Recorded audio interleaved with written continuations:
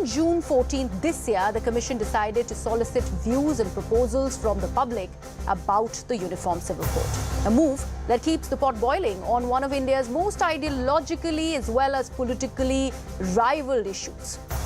Hours after Prime Minister Narendra Modi in fact batted for the UCC while addressing BJP workers in poll-bound Madhya Pradesh, opposition parties slammed him and called his remarks an attack on India's pluralism and diversity.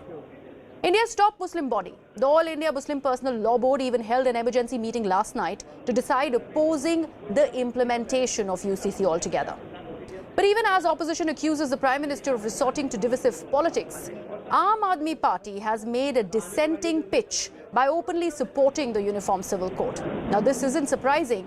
With the general elections approaching, we are likely to see heightened polarization and politicking over this matter.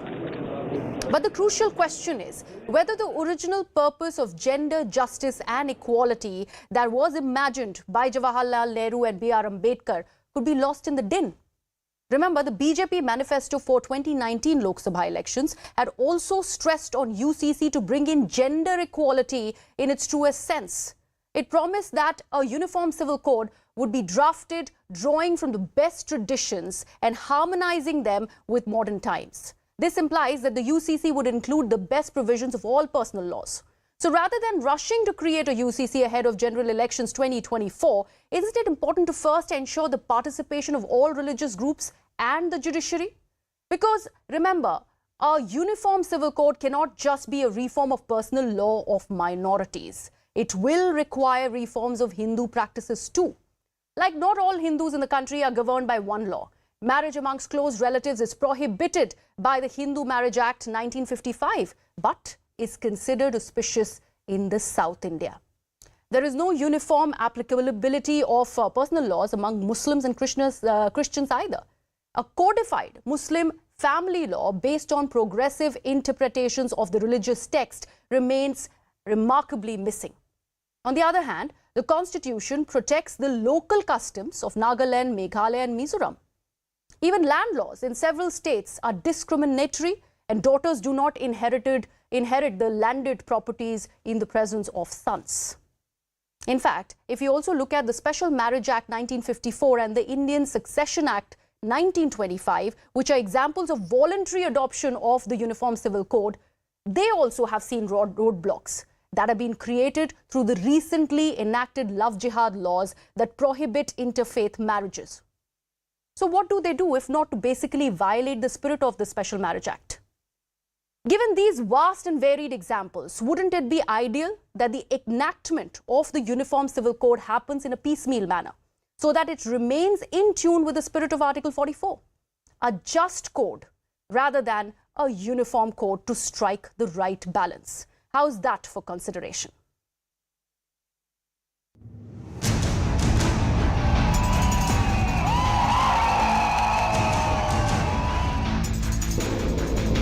Uniform civil code के नाम पर ऐसे लोगों को भड़काने का काम हो रहा है। आप मुझे बताइए, एक घर में परिवार के एक सदस्य के लिए एक कानून हो, परिवार के दूसरे सदस्य के लिए दूसरा कानून हो, तो क्या वो घर चल पाएगा क्या?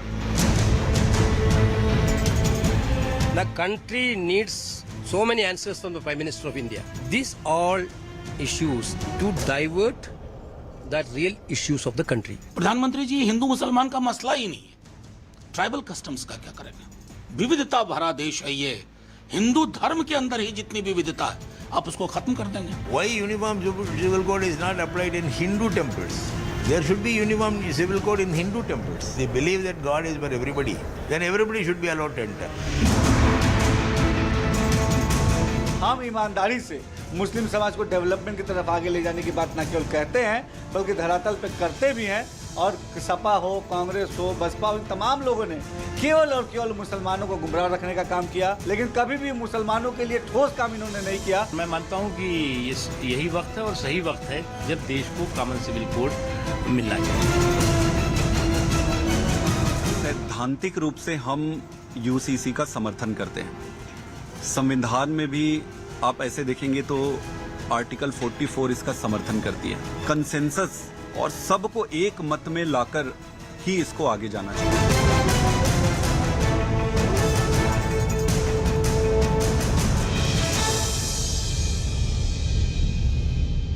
We have a full panel of guests on the broadcast to discuss further on this big story that we are tracking on Viewpoint this evening. Anil K. Antony of the BJP, Ashish Dikshit, who's a lawyer, Tausif Ahmed Khan, who's a political analyst, also Siddharth Sharma of the Aam Aadmi Party. They're all with us. So we also will be having Flavia Agnes, who's a women's rights lawyer, later in the broadcast. In fact, let me actually begin with Mr. Siddharth Sharma of the Aam Aadmi Party, since Aam Aadmi Party very reluctantly joins us on this debate. Siddharth, I'll begin with you. Very good evening to you. I'd like to understand what made Aam Aadmi Party so readily agree to this entire pitch of Uniform Civil Code that's been launched by the Prime Minister while he was in Bhopal, as opposed to the other of your opposition peers really thinking, waiting for giving their opinions. What did Aam Aadmi Party really see as far as UCC is concerned to go ahead and openly support it? Yeah, well, Griha, thank you very much for a very unique kind of introduction that you gave me. I'm absolutely not a reluctant person. Anyway, coming to the point, I think what yesterday happened was Aam Aadmi Party today has not supported any individual or the Prime Minister. We'll have to understand that 140 crore people of India are governed by a constitution since the last 75 years, in which Article 44 clearly states that Uniform Civil Code is a desirable fact. So Aam Aadmi Party is essentially standing by the Constitution of India. Another reason being, since its foundation day in 2012, if you see Aam Aadmi Party's constitution and its genesis also, we have adopted the constitution's preamble as our Aam Aadmi Party's constitution. Okay. So Aam Aadmi Party has been very consistent that since Article 44 in the Constitution of India speaks about Uniform Civil Code, we are supporting the Constitution of India. Now the point is, since you have I think you very rightly made a point that there is so much diversity in India that we need some kind of reconciliation. That is the point that we are trying to make, that this Uniform Civil Code, can it be brought by a declaration done by any person, howsoever popular or powerful he is, or can it be brought with a proper consultation of 140 crore people? Because India is a very unique country, very diverse country. In fact, I don't know whether the BJP spokesperson is there in this panel or not. Yes. Then my simple question is, there is an Article 44 in India and there is an Article 334 in India. Article 334 gives certain special privileges to certain people in India, and Article 44 speaks about Uniform Civil Code. How do you reconcile between the two? Because between the two, there is a huge contradiction. I think the BJP, since the BJP is in the government, they will answer it. Second question that I would like to ask through you to the BJP is, BJP has been in power since 2014 in India. It's been 9 years. Why didn't the Modi government bring a Uniform Civil Code till now? Okay. Third point, in 2018, the 21st Law Commission under the Modi government itself came up with a report on the Uniform Civil Code. This is a Law Commission report which has come under Modi government's regime. So what does that report say about the Uniform Civil Code? So I think the government of India's representative will throw a certain light on it. Right. As far as Aam Aadmi Party is concerned, we are very clear that we are not supporting any party here. We are supporting the Constitution of India. And Article 44 clearly states that Uniform Civil Code is a desirable thing, and we support the Constitution of India. Okay, all right. So thank you so much for asking questions on my behalf. But let me actually bring in Anil Antony now. Let me bring in Anil Antony of the BJP. Anil, apart from these questions that the Aam Aadmi Party is raising, they also make that one point that why did the BJP take 9 years to go ahead and speak about the UCC, leave aside at least implementing that. I'd like to understand from you, why is there a hurry, especially ahead of 2024 elections, for the Prime Minister to not just speak about the Uniform Civil Code, but also claim implementation before the general elections 2024? Is it not going to unsettle many who are the legit stakeholders when it is about Uniform Civil Code and the decisions and observations that need to be made and the views need to be taken? Thank you. yesterday, while the Honorable Prime Minister was addressing a crowd in Bhopal, put forward to our citizens some very important thoughts to ponder upon. Where in the world do you actually have a scenario where multiple citizens of the same country, multiple people have different set of personal laws, code of personal laws that are more aligned to religion than the constitution? This was the main point. We are a democracy, we are a republic, we are a secular democratic republic, which is guided by the Constitution of India.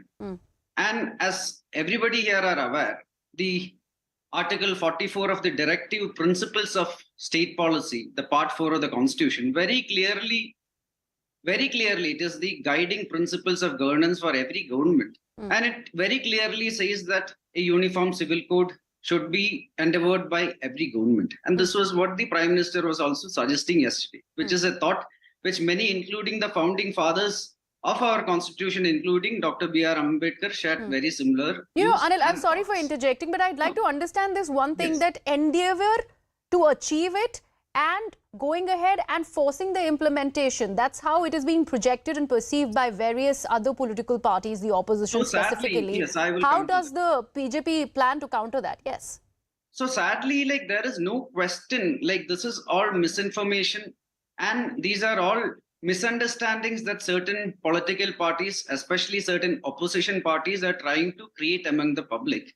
When certain political parties that are reliant on, which consider certain minorities as vote banks, especially those who consider as Muslims as vote banks, they are trying to raise confusion and they are trying to incite fear among our public by raising facts which are not true. The 22nd Law Commission, has very clearly, in the most transparent of manners, have asked various sections of our society, including every religious organizations, to give their views within the next 30 days. There is a process that is followed, which is aligned to our constitutional values, our constitutional principles, and the directive principles of our constitution, and a process is being followed.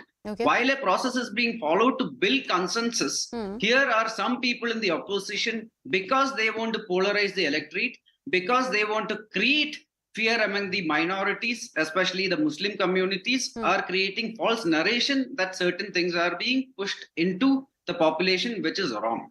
Okay. All right. Let me bring in Flavia Agnes, who's now joined us on the broadcast. Flavia, thank you so much for joining us. Very good evening to you. You are of the view that after the 21st Law Commission had, in fact, submitted its report, the government has failed to implement any of those observations that have been made as far as UCC is concerned. Yes. Do you feel so? Yeah, Flavia. So what's your question? So I wanted to understand what the claim that Anil Antony is making, that the government is seeking to build consensus through the 22nd Law Commission panel by seeking views of all the people, the stakeholders who matter. Do you think this is a feasible idea right now with the announcement that Prime Minister Narendra Modi has made, considering you claim that there have been no following of the recommendation the earlier Law Commission that has made? Yeah, the idea is that 2018, the report that was brought out by the 21st Law Commission clearly marked out one basic principle, that we should weed out discrimination. Nobody should be discriminated against. So instead of a uniform civil code, they said reform in personal laws, and wherever there is discrimination, gender-based discrimination, we will work towards taking it out, weeding it out. So this was agreeable to everybody. There was no opposition to this at all. But the government did not heed to this. Government did not do anything. And now they have come out with, let's have your opinion, what do you think? Now, that opinion is fine, that you can ask people to give their opinion. But it seems that the government has made up its mind, particularly in the context of the Prime Minister's yesterday's announcement that we are going ahead with a uniform civil code. Now that is very scary, because that is an imposition. That is not taking views. And drafts are already ready. And they want to introduce it in Uttaranchal and other places. So now what is going to happen? Now we have not seen a draft. Nobody has seen a draft. What does it contain? Does it only talk about age of marriage, prohibited degrees? There's so many things. HUF property, the marriage procedure, the divorce procedure. There are lots of things that are there. Property inheritance, adoption, etc., etc. So if there is no draft, how do we respond to it? Yes. We are struggling very hard to send our responses, but this is where we are stuck. What do we agree and what do we disagree? Okay. Anil, would you like to respond to this? That's a very important point that Flavia is making. That if at all you claim that the stakeholders' views are going to be taken to build consensus, where are those views if a draft has already been made as far as UCC is concerned?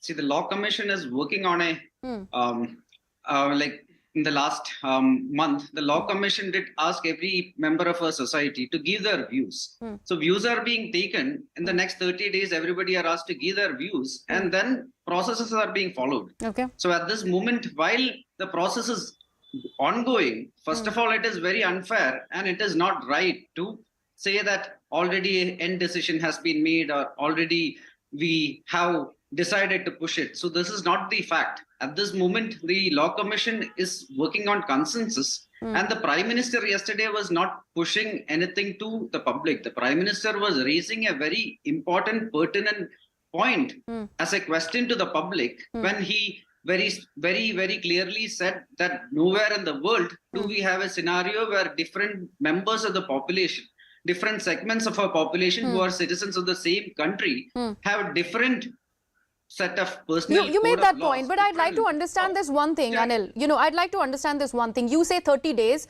and we would have a certain draft that will be made public on the recommendations of the various stakeholders. Let's talk about the Hindu Code Bill. As far as history goes, it took 14 years for it to actually see the light of the day. And one of the most vocal critics of the Hindu Code Bill was then President Dr. Rajendra Prasad himself. He said that the views of, a minuscule progressive minority cannot really go ahead and dominate and talk about what the Hindu Code Bill should have and should not have. Do you think bringing in a UCC can be done in 30 days? See, the process of consulting right now, the first stage is happening, which is the Law Commission, the 22nd Law Commission, asking different members of our society, including different religious organizations, to give their views. This doesn't mean that after 30 days there will be a law. It means that consulting process, the first stage of consulting process is over. And after that, remaining processes will also be followed that will be aligned to constitutional values and principles and aligned to the directive principles of state policy, which is what is happening. So all these timelines and all these narrations that are created that certain things are being pushed to people are actually narrations that are created to create fear among minorities, which is cut off from realities. So this is the actual reality. And then you look at precedences, like I already mentioned previously, the Article 44 of Constitution is very clear. Similarly, even judiciary, different members of a judiciary over a period of time also had fairly they had given various suggestions and they had given various views that are also fairly aligned to the creation of a uniform civil code. For example, I will give an example that happened in 1985, where there was a Shahbanu case, where at that point of time there was a Muslim man, man who was an ex-husband who the Supreme Court had who asked to give alimony to one of their wives, one of the ex-divorced wives. And at that point of time, sadly, the parliament cancelled it. But at that time, this is what the Supreme Court had said. A common civil code will help the cause of national integration by removing desperate loyalties to law which have conflicting ideologies. Similarly, in 1995, again, there was a Supreme Court case where it was the Sarla Mudgal case, where again the Supreme Court at that point of time had requested the Prime Minister to review and once again re-examine Article 44. So here is a scenario where, yes, discussions have been happening for 75 years, but the Constitution is very clear on it. It is not binding. However, the directive principles of our Constitution is very clear that it is recommended to have a UCC. All right. Let me bring in Tawseef Khan. Okay, got your point. And at this moment, the Bharatiya Janata Party government is following constitutional practices and constitutional values, following some of the old judgments which were aligned to it, and is working to create a consensus to ensure Okay. that constitutional values and principles are followed. Sure, sure. Siddharth, I'll come to you in just a bit because I need to give the other members on the panel a chance. Let me bring in Tausif Ahmed Khan on this. Tausif, if this is the view that the BJP is presenting and they are staying away from this this entire narrative of imposition as far as UCC is concerned, why do you think the All India Muslim Personal Law Board was forced to actually convene a very, very emergency meeting, and then they put out almost a statement where they said that they are not going to be supporting the implementation of the UCC? Yeah, because the Law Commission has in a publicly, sought recommendations and views from different organizations and members of society. So perhaps on acting on that, Muslim Personal Law Board has convened a meeting and decided to put in their own views and recommendation to the Law Commission. And as a member of public and as an organization, they are rightly entitled to it. You see, the point here of raising this UCC issue now, just before the election, we are not very far away from the general election, is a political gimmick by BJP. If our Prime Minister is so concerned about discrimination, then why not is he speaking up when the First Lady of the country, a tribal woman, the President of the country, is not invited for the inauguration of the new parliament? And not long ago, just 2-3 days ago, in a temple, the Union Minister Ashwini Vaishnav went inside the temple, but he was made to stand outside the temple. So, there are. I'll give you time to respond. When Mr. Modi speaks about discrimination, he should know that while he is addressing a public platform, there are people. You see, laws cannot be decided and debated and on the streets. You have to discuss it in the House, and you have to come with a proposal, and a counter has to be discussed, debated, and then decided by vote. By merely addressing people at the speech, by making one or two comments to the media, the BJP or the Prime Minister is only trying to divert the attention of the people from the real issues. The real issues that he will face, he has to face the election in 2024 about the price rise, about the unemployment, about the failure of the economy. So what he will do, he comes up with UCC. If there is no UCC, he will come up with something else. Okay. What is happening? Anil, quickly, I need your response on that. I'll need your response on that, Anil. This is the argument that the Congress Party, DMK, and the other opposition parties are making, that there is a diversion from real issues, and that's why this entire conversation of UCC has been brought back into the discourse. And the other thing that they're also talking about is that they need to actually bring in a uniform code within the Hindu law first to go ahead and bring it about as far as the general practice in India is concerned. How does the BJP actually plan to respond to all of these allegations that have been made by the not just the Congress, other members of the opposition? See, right now when my friends from the opposition party, they say that we are trying to divert attention. But however, the arguments make it very clear that the arguments they are giving are actually diverting from actual issue, where UCC, the Universal Civil Code, had always been in the BJP's, BJP has always supported UCC since the party has been formed. And as far as the public is concerned, the Prime Minister has put forward a view which is on building equality among the various diverse sections of our parliament. Like I had mentioned earlier, there is nowhere in the world, there is nowhere in any democratic republic that is secular, where you have a scenario where different segments of your population have different personal laws. And here, when you look at some of the past circumstances that had become very public, it was always the marginalized who have suffered because of this aberration. I raised one example, which was in 85, the Shahbano case, where it was a Muslim woman who was divorced. Okay, you made that point. Anil. I'll have to give other members a chance. Let me actually bring in Miss Agnes back on this entire aspect. Miss Agnes, when the UCC was part of the BJP manifesto, they spoke about it being gender just. they spoke about having a level playing field, and this particular pitch that the Prime Minister has spoken about speaks about how the minorities are going to be benefiting from it, and this is also an outreach to the Pasmanda Muslims. Do you see that stance really changing? And do you think that the entire gender just UCC, that was basically what the premise of UCC was when it was implemented, when it was spoken about at the time of Ambedkar and Nehru, that has in fact taken a backseat?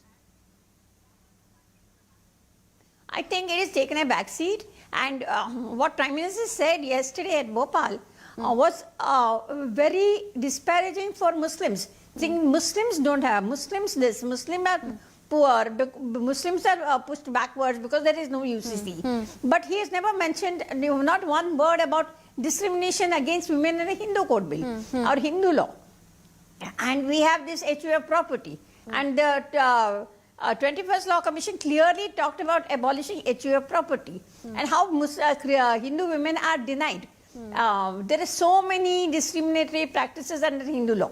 For instance, the Saptapadi, the going down the fire, the Kanyadan, so many practices are there. There's a whole issue of dowry and dowry-related murders and so much violence within the marriage. Because the girl is not supposed to come back. She's supposed to be the pariah in the husband's family. She doesn't have a share in her parental property. Now all these things are happening. Women are killed in their husband's home. And if you see I've done a study of this, about 500 cases, and there were hardly 3 or 4 Muslim cases. The rest were all Hindu cases. So much violence is there, and we are saying there's no discrimination against Hindu women under Hindu law or Hindu customary practices. And how are we going to take them out? If you're only addressing that Muslims are this and Muslims are that and Muslims are backward, and it was very clear that the discrimination against Hindu women was not in the Prime Minister's agenda, and it's nobody's agenda because we don't want to bring it up. Okay. HUF property, we don't want to bring it up. Dividing the matrimonial assets, we're not concerned about. There are so many complex issues, and within 30 days we are supposed to respond without having a draft also. Okay. Now, I don't know what we are responding to, and these are our concerns. All right. Let me now bring in Ashish Dikshit. All right. Ms. Agnes, thank you so much for that point. Let me actually bring in Ashish Dikshit, who's another legal voice on the panel. Mr. Dikshit, thank you so much for so patiently waiting and listening to the various people who are offering their perspective on this big debate. But help us understand, how does it happen? How does it function when it is about the recommendations of the 22nd Law Commission? What is the process? And do you think due diligence is being followed by the government of the centre? And when does the government actually get in after the recommendation has been submitted by the Law Commission? Good evening to all. See, the UCC is a concept on which we are not in 2023 debating for the first time. Yes. Even when the constitution was being framed, there was much debate on this issue. In fact, the UCC was supposed to be in the fundamental rights section, but 5:4 was the majority, by which it was not included in the fundamental rights section. And it was considered to be a directive principle of state policy. But now, let's come back to 2023. What is the current situation? It would be naive to say that we don't know what is BJP's agenda. Since 2019, 2014, since BJP came into inception, UCC has been on their agenda. So to say BJP wants it, everyone knows it. But what is the legal situation, how it can be done? Today, the Law Commission has asked that for every individual, organization, or any person who wants to give their suggestion on UCC, whether supporting or opposing, can give their suggestions to the Law Commission. Law Commission, after going through the suggestions, will prepare a report. And let me just confirm that in 2018, the Law Commission did not submit a report. Yes. It was a consultation paper. It was not a report of the Law Commission. And we can say that the 22nd Law Commission will continue in furtherance of that consultation paper. So whosoever is supporting or whosoever is opposing will give their views. The Law Commission will submit a report. The Ministry of Law and Justice will consider that report. A draft statute will be prepared. It will be presented in Parliament, and it may be sent to the parliamentary committee. So the procedure is not such that just because the Prime Minister has made a statement to his party workers, it will become law of the land. The procedure is very tough. It's not an easy procedure. The Law Commission at present is only asking for suggestions. Right. So only situation before us is that suggestions are being invited. It cannot be that because Law Commission has asked, tomorrow the bill will be presented in Parliament. So it is all in the air. It is all, people are saying that draft is No, but ready. is 30 or days something, enough to get all those suggestions of all the various stakeholders when it is about this, complicated an implementation that we are talking about? If it is, I think if I've understood correctly, you're saying that 30 days period is slightly less. But that period can always be extended. And even just because Law Commission has closed, suppose the 30 days period is over, does that mean a person who wants to give his views cannot give his views to his member of parliament or cannot give his views to the other authorities, Ministry of Law and Justice? Everything, there is a well-defined procedure in our system. And suppose, let's presume that BJP goes ahead and presents this law. Yes. Can it not be challenged before the Supreme Court of Law, Supreme Court of India? And another very important issue, a much hue and cry was made about that there is a bigger discrimination in Hindu law. We agree that there might be discrimination, but once there is UCC, it covers Hindu, Muslims, Sikhs, all religions. It will not seclude that only Hindus will not be covered. So rather than doing things in a piecemeal manner, that you first look about what is happening in Hindu law, forget about what is happening in Muslim law, or you first look what is happening in Muslim law and forget about the Hindu law. It's better to have a composite exercise, taking all stakeholders into consideration and then proceed ahead. It's not a 1 month, 2 month, 3 month job. Politically, they may say whatever, but legally that may not be correct. Okay, Flavia and Ashish, I'd want both your views on this aspect that Ashish has just mentioned.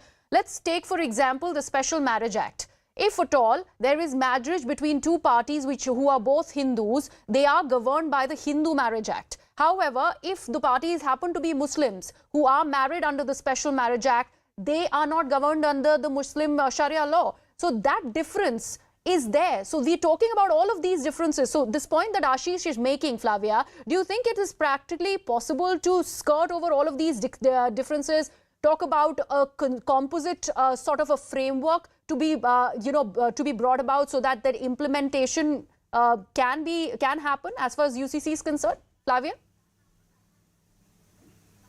I don't think so. I think this time period is very short for this present Law Commission itself. Okay. Not only this 1 month period, but overall to draft something and for people to respond to it. It's such a short time, and UCC is a huge job. It's, I mean, Hindu Code Bill drafting took 14 years. So it goes on and on and on. So now to say, oh, it will be presented in the Parliament and views will be sought, and after that, if it still comes, you can go to Supreme Court. I mean, what are we talking about? First, you have a code ready. Okay. You don't have a code ready right now. So there's no question of going to Supreme Court to challenge it.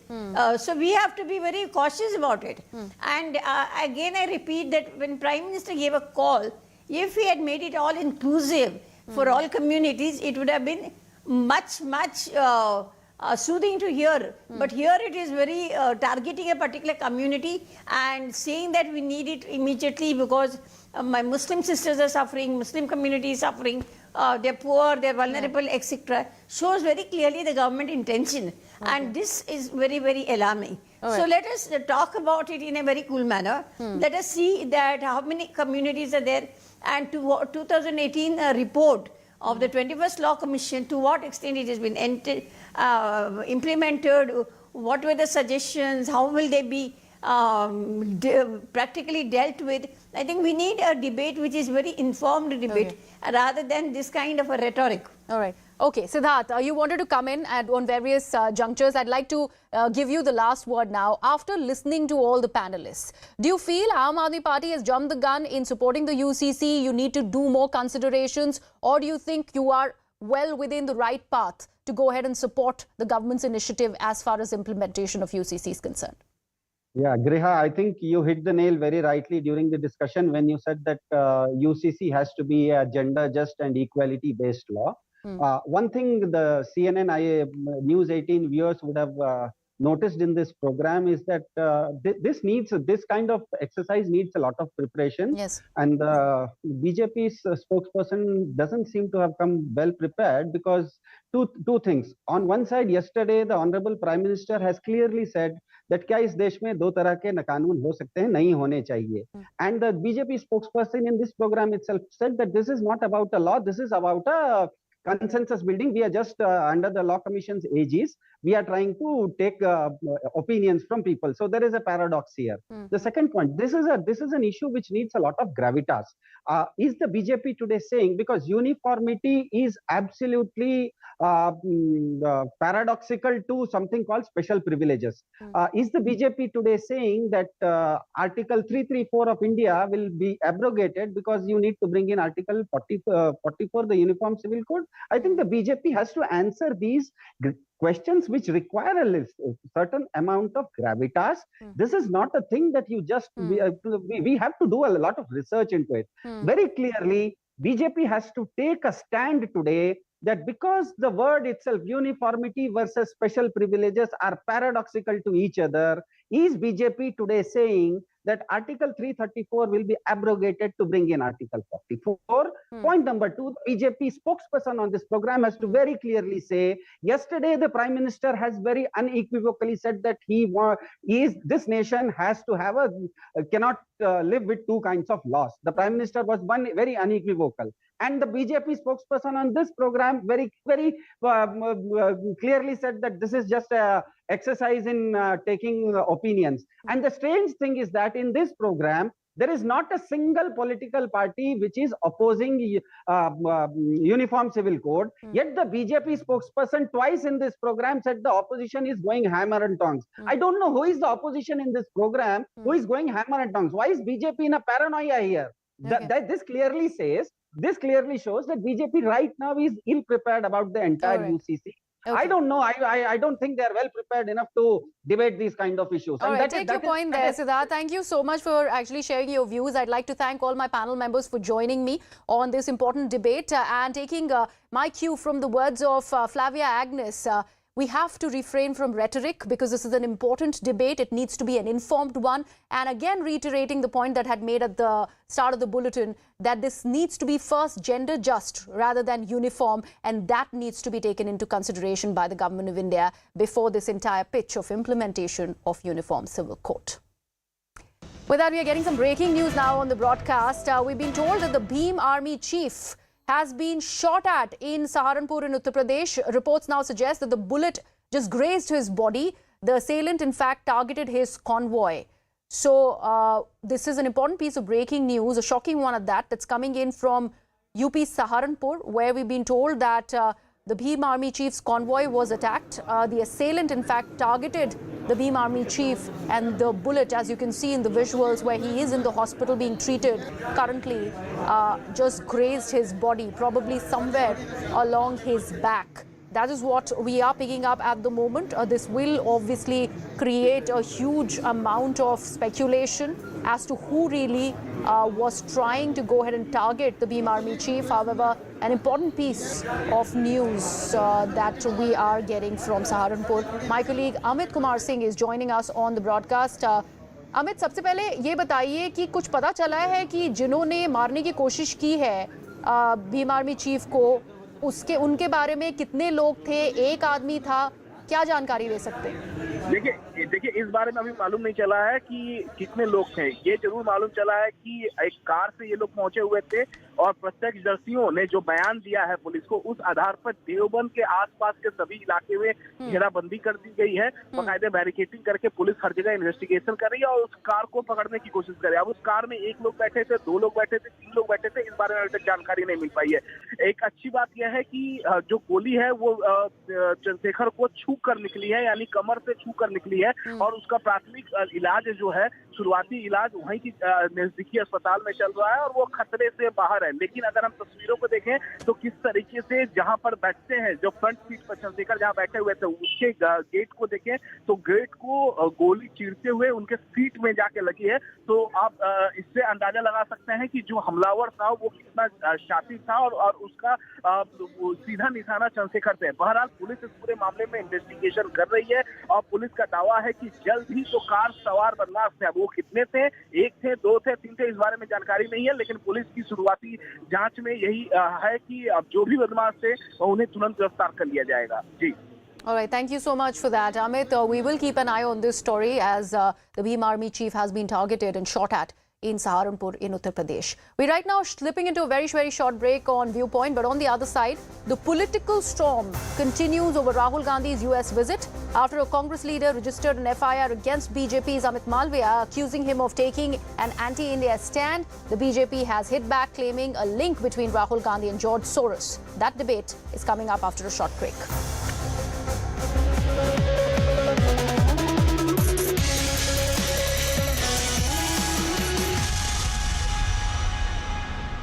Under control, it is peaceful, but there was a lot of tension in the area after certain right-wing activists had also joined in, and the two groups had a face-off after this altercation from within the housing complex. Maharashtra, where tension at the housing society in Mira Bhayandar after 2 goats were brought by lift have erupted. Now, society claims that goats were not allowed to be taken in the lift, but they were taken. Now, we are showing you the visuals as well.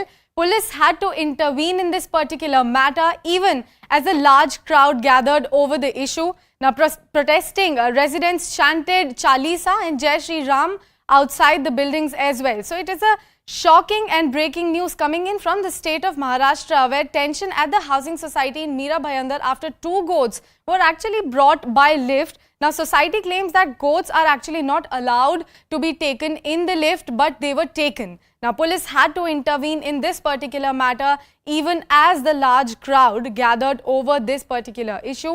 Protesting residents chanted Chalisa and Jai Shri Ram. We are showing you the visuals of that building and how 2 goats were taken up from the lift even after it was not allowed in the building, and hence the protest has now erupted outside the building, where the residents are actually chanting Chalisa and Jai Shri Ram. Now, the Mira Bhayandar, okay, I have CNN News 18's Vinay Deshpande joining me on the phone line. Vinay, a very good morning to you. Could you please tell our viewer what exactly the matter was? Good morning. Now, this is an incident that is being reported from JP North Society in Mira Bhayandar, where police had to use force because a lot of people had gathered. What had happened was this was an internal matter from the housing society, where there were 2 goats which were taken by the lift. The society claimed that it was not allowed that the goats were transported through the lift. Some society members also claimed that it was being done for Qurbani and that it was not allowed in the housing complex. Because of that, tension rose within the housing complex. You saw how a large number of people gathered within the housing complex. There was a bit of sloganeering as well, and there were altercations. Thereafter, the police had to enter the scene, where we could see that there were some altercations between the police and the protesting groups as well. So there was tension in Mira Bhayandar late last night after this particular issue. The police say that the situation was brought under control thereafter. Back to you. Well, Vinay, we have to show our viewers how the residents are actually chanting Jai Shri Ram and Chalisa. Let's take a look.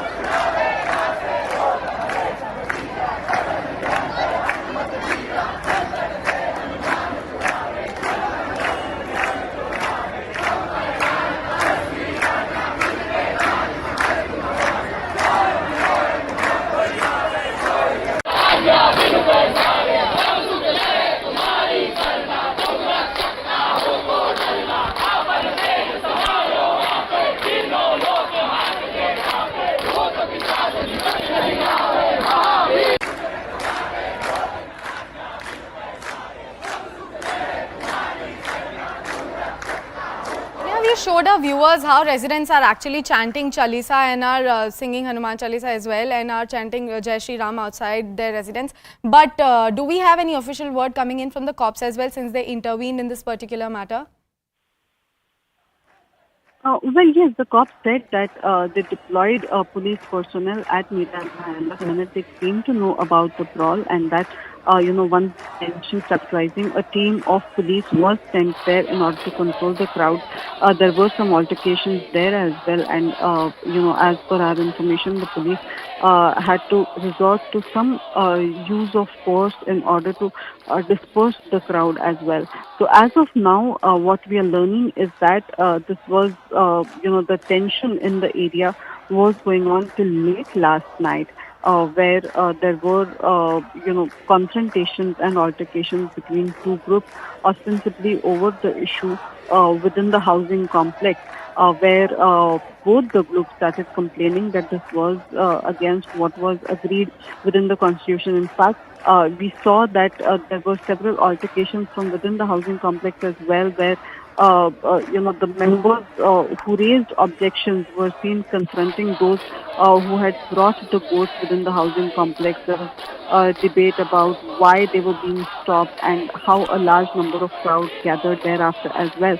So as of now, the police say that the situation is under control, it is peaceful, but there was a lot of tension in the area after certain right-wing activists had also joined in, and the two groups had a face-off after this altercation from within the housing complex. Maharashtra, where tension at the housing society in Mira Bhayandar after two goats were brought by lift have erupted. Now, society claims that goats were not allowed to be taken in the lift, but they were taken. Now, we are showing you the visuals as well. Police had to intervene in this particular matter, even as a large crowd gathered over the issue. Now, protesting residents chanted Chalisa and Jai Shri Ram outside the buildings as well. So, it is a shocking change.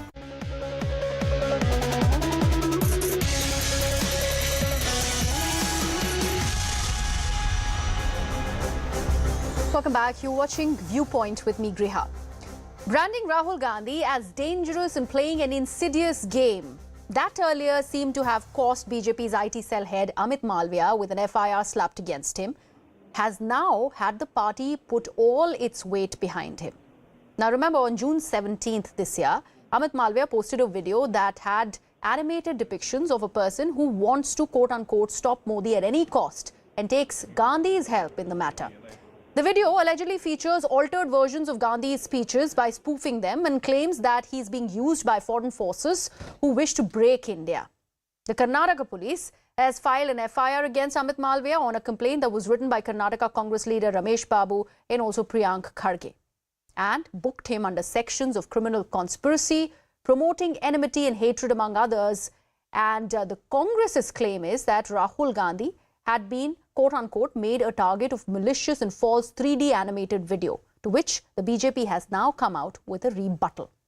They go back to their earlier argument of how Rahul Gandhi, while on his US tour, was hobnobbing with the representatives of the Hindus for Human Rights, Indian American Muslim Council and the Dalit Solidarity Forum, who were also signatories to the letter that was written to US President Joe Biden asking him to reconsider his decision to extend a state dinner invite to Prime Minister Narendra Modi. Also asking US Speaker Kevin McCarthy to rescind the invitation to Prime Minister Modi to speak before the Congress. Now with this, BJP is also endorsing Malviya's argument that Rahul Gandhi has joined hands with anti-India forces on foreign land, claiming that the co-founder of Hindus for Human Rights is part of the wider Jamaat-ISI nexus in the West and also has links with George Soros's Open Society Foundation. Now remember, George Soros has reportedly given away more than $32 billion of his personal fortune to fund the Open Society Foundation's work around the world and is a very vocal critic of the frightening rise of nationalism in India. That's what he calls it under Prime Minister Narendra Modi.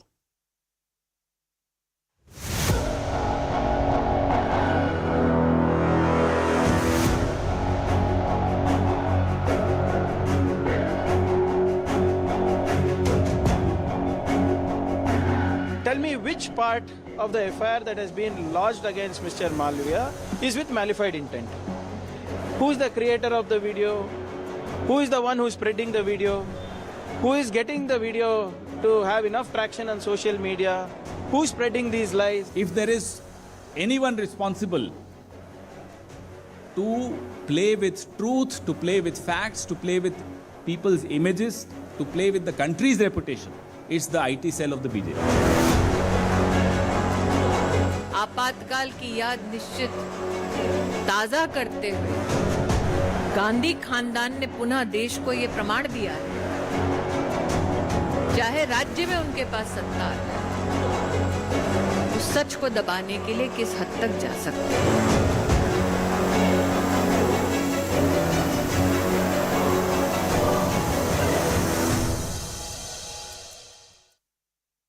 Let me open this debate on Viewpoint. RP Singh of the BJP is with us. Also with us is Sujata Paul of the Congress Party. Mr. Singh, let me begin with you. There's an open attack that the BJP has launched at the Congress Party, especially Rahul Gandhi, claiming that he's joined ranks with the anti-India forces. How do you think BJP is planning on supporting this argument, considering this is the same argument that was made by Amit Malviya when Rahul Gandhi was on the US trip? And that is, again, being endorsed in a similar fashion by Smriti Irani of the BJP. Well, I'll show you my personal WhatsApp screenshot, which I received from US during Rahul Gandhi's visit. This is the WhatsApp which I received. And it mentions about the invitation to Mr. Rahul Gandhi's program. It's a registration of NRI interaction with Mr. Rahul Gandhi in New York on 4th June 2023. The invitees, the people to whom to contact was, number 2 was Tazim Ansari. His mobile number is also there. I'm not telling that number, but his mobile number is there with me. And I have safeguarded as a digital thing, which I received from US. Okay. Now, who's this guy? Who's he? Who's this person? He's a known person who has a Jamaat-e-Islamiyya link. And then Jamaat-e-Islamiyya has a link with Islamic Circle of North America. Who are all these people? And Jamaat-e-Islamiyya is known for what it has been doing in South Asia, how it has been trying to disturb democracies through spreading radicalization in the South Asian countries. So this is one. You want to hear the second one? The picture which is there on your screen, which you are showing right now, of Sunita Vishwanathan. What is her background? She belongs to an organization, or she belongs to a setup which is funded by George Soros. And then who George Soros, as you right now told, that man has earmarked some $32 billion to disturb the Indian democracy or to disturb the integrity of the country. No, you're misquoting me, sir. I just said that he has given his own personal fortune for the Open Foundation that he actually, endorses. I did not say that. Open society. Okay. Okay. But it's known that George Soros has given his personal fortune, or has funded or has organized money for Open Society Foundation and others like that, who are there to disturb the harmony in the country. And then George Soros is on record saying that he is against the Prime Minister Modi, and then he want to dislodge him by any mean which he can dislodge Prime Minister Modi in this country. So Mr. Singh, let me interject here. I have a report that India for years has been a proud contributor to United Nations Fund that promotes democracy, and this is around the world through civil society organizations. And if I'd like to just underline for you that Open Society Foundation that's been funded by George Soros is also part of all of that. That's been part of the UN where it goes about these civil society organizations. It has close links with Soros's work. So India funds it.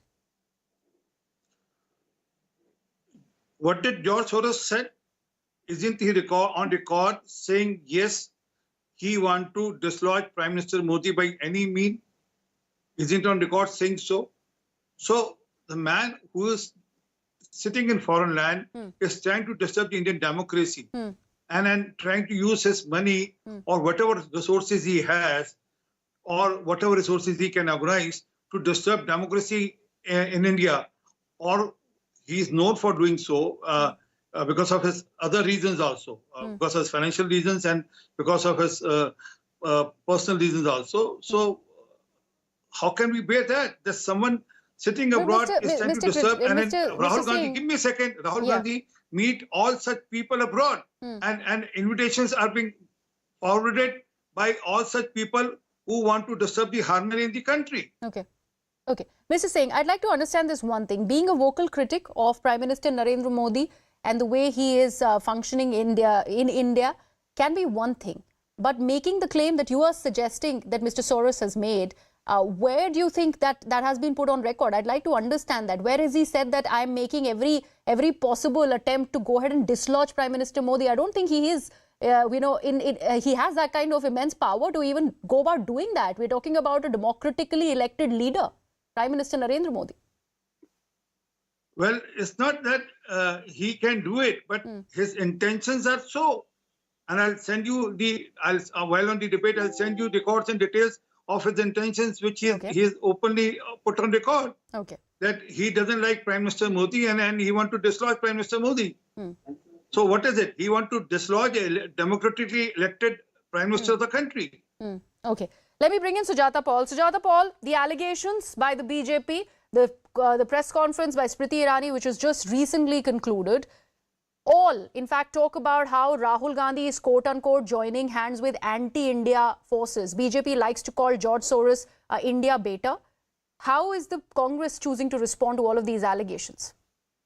How shameful is it that when an FIR has been registered, instead of answering to those allegations and participating in an investigation which will ultimately go to the court, the BJP, which is so rattled about its chiller troll, the social media chief, that they have had to do a press conference and rely on foreign forces, so to speak. I will not go into details of the UN fund, which grants, funding to George Soros's NGOs, and India is a part of it. But I would also like to remind you over here of how George Soros has attacked India and India's democracy. It's not like he's attacked Prime Minister Modi. He's talking about how things are not right, just like Barack Obama has mentioned it. Now, why is it so important to attack a 92-year-old from a foreign land who has said something to this effect? And why are you bringing a link to Rahul Gandhi and accusing him of being dangerous? He is a leader of India. So isn't it shameful? Then they go and attack Sunita Vishwanath. Now, Sunita Vishwanath has an organization, a civil society group, registered in USA called Hindus for Human Rights. So they are not the only, BJP is not the only patent holder of Hinduism, but they are patent holders of Hindutva. And Amit Malviya has already mentioned this on another television channel, which is again so shameful. Now, when you talk about... No, but I don't think the problem that the BJP has with Sunita Vishwanath is not about the Hindus for, the organization that she supports. They're claiming that this has Jamaat-e West links. That is the claim that they're making. How does the Congress respond to that? I'm coming to that. I'm coming exactly to that, Priya. That if they are making these claims and if they are making these allegations, Rahul Gandhi ji went to the US before Prime Minister. Did the Prime Minister take this up with the US authorities? Did he file a complaint? Did the Indian government file a complaint on behalf of the country that, this is what is happening? Or have they filed a complaint against Rahul Gandhi in the country? But they will go and file complaints against Rahul Gandhi through their surrogates and through their party members for all irrelevant reasons. But when they have been taken to task by a member of the Karnataka Pradesh Congress Committee, they are rattled. They should be. The point is, if an allegation has been made, what is the allegation? That they are spreading communal hatred. They are trying to instigate communal hatred amongst regions, amongst religions, among castes and communities. Isn't that what is happening in the country today? That is what everybody is talking about.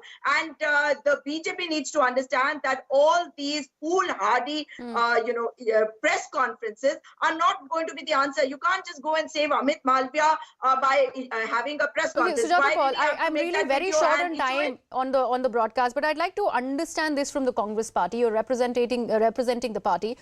the fact that Hindus for Human Rights, among other organizations that were part of the meeting that Rahul Gandhi attended, all of these happen to be the signatories to the letter that was written to President Joe Biden to not invite Prime Minister Modi on a state dinner to the White House. Also to the US Speaker McCarthy, that he should not even be allowed to speak in the Congress.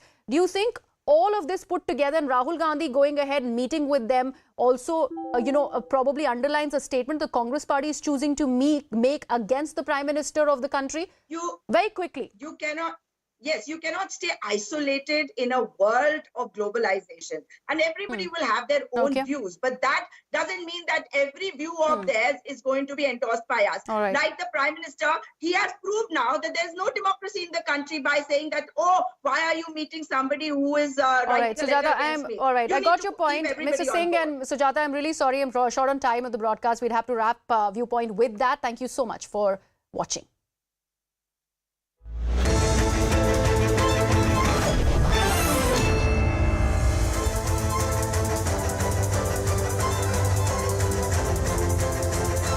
Welcome everyone. Thanks a lot for staying with us. You're watching Plain Speak with me, Shivani Gupta.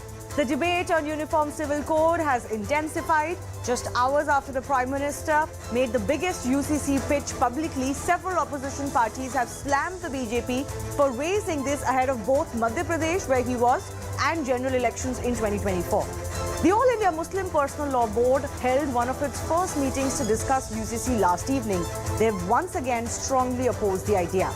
This issue ideally should not be seen from the prism of Muslims alone. After all, a new codified law will be applicable to all similarly. That's the precise idea of a UCC. But the staunchest opposition to UCC always comes from Muslim quarters. And that's why the debate always gets skewed towards one community. Not only AIM-PLB, but the other only party to do a full press conference on this issue yesterday was the AIMIM, where Asaduddin Owaisi raised the same old diatribe about how UCC is anti-Muslim. Precisely what the PM had warned about, how Muslims are being scared in the name of UCC. Regardless, the process has now kick-started again, with the Law Commission seeking public responses. Opinions of various stakeholders are still pending, and once they are received, the panel will deliberate on the various aspects and the possibility of UCC implementation. Now the ball is very much in the court of the central government, and they cannot backtrack. If they don't follow this through earnestly, in fact, dare I say, if they don't table a bill in the coming sessions before the next elections, then the question will arise if all of this was only for momentum ahead of election. Along with that is the other big question. Is India truly ready for a uniform law? We'll take those questions to our guests in just a bit. Let me first bring to you the latest that has happened in the last 24 hours since the Prime Minister's big push for UCC. Now, AAP has become the first non-NDA party to come out in full support of the UCC. This could mount pressure on others to make their stand clear, which they're dilly-dallying on. The AIM-PLB, as I mentioned, held a late-night meeting yesterday over this issue. They say it was already planned and was not triggered by the Prime Minister's statements.